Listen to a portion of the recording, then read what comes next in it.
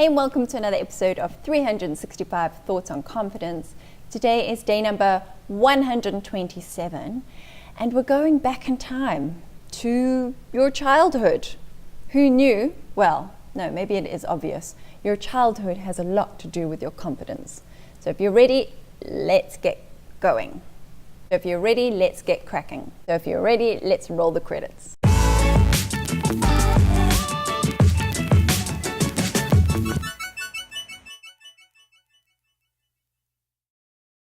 If you're new here, welcome. My name is Abigail and I'm a confidence crusader on a mission to help women just like me who work for themselves. Actually, I'm going to change that intro because today I had a little conversation with myself and I realized that the women that I do help, they are just like me, but like 3 steps ago in their business journey. So the women that I do help, I've decided, is creative, multiple hat wearing solopreneur women. Those are the women I'm talking to because that's who I am, that's who I was a few steps ago, that's who I can relate to. So if you're a creative, multiple hat wearing solopreneur woman and you need a boost in confidence, then consider subscribing to the channel. So now that we've got that out of the way, let's take a look at what today's thought on confidence reads. Look for the gaps in your confidence. You'll find childhood insecurity there.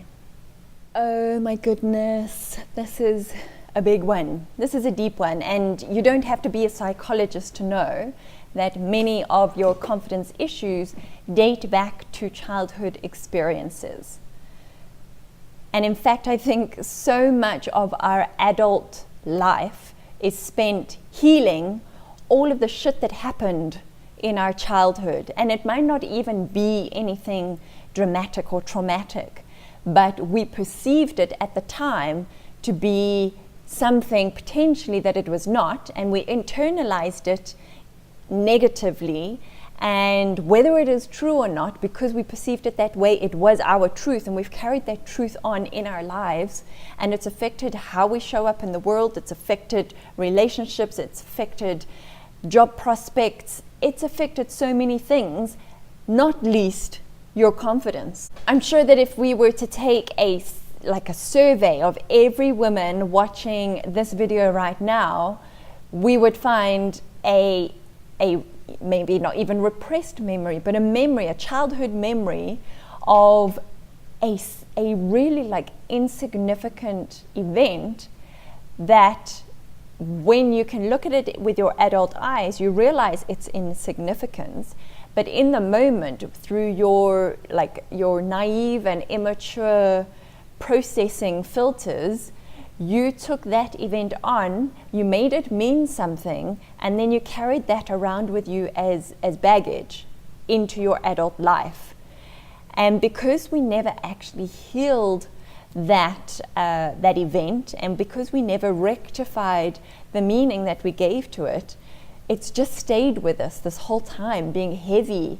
And every time we face a situation or an incident now in our adult life that triggers memories of that very first experience, so those old, that old meaning comes up, and we kind of, our brain goes into repeat mode. When you can put on the iTunes and you put a song on repeat, that's what our brain does with those memories, until we get to the point of actively and intentionally looking at that event through our now mature eyes, with a whole lot more information, with a whole lot more sense of reality, and being able to go back and heal that experience.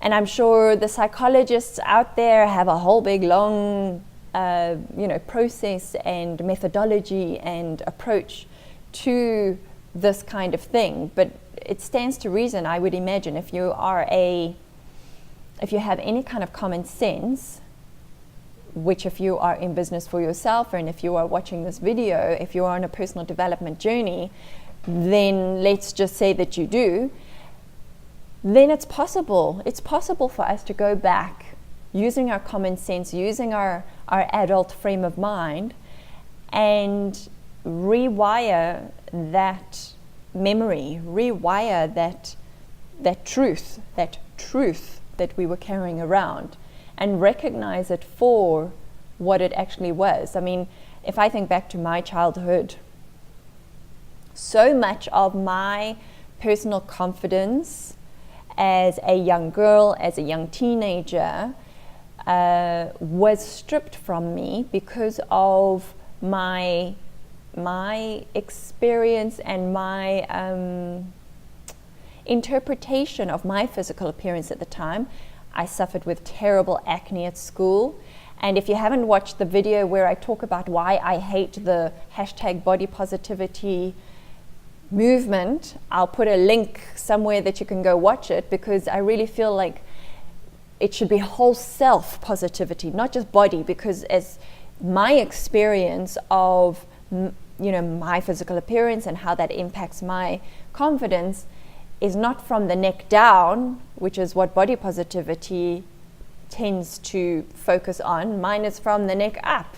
So I had acne as a kid. I've got skew teeth, which I never got braces for. I got a big nose, which a girl in standard 2, which would be, I don't know, 2nd grade or something, pointed out to me. And that one comment, while we were sat on the field at school, her one comment in passing about the size of my nose still stays with me, and I'm approaching 40.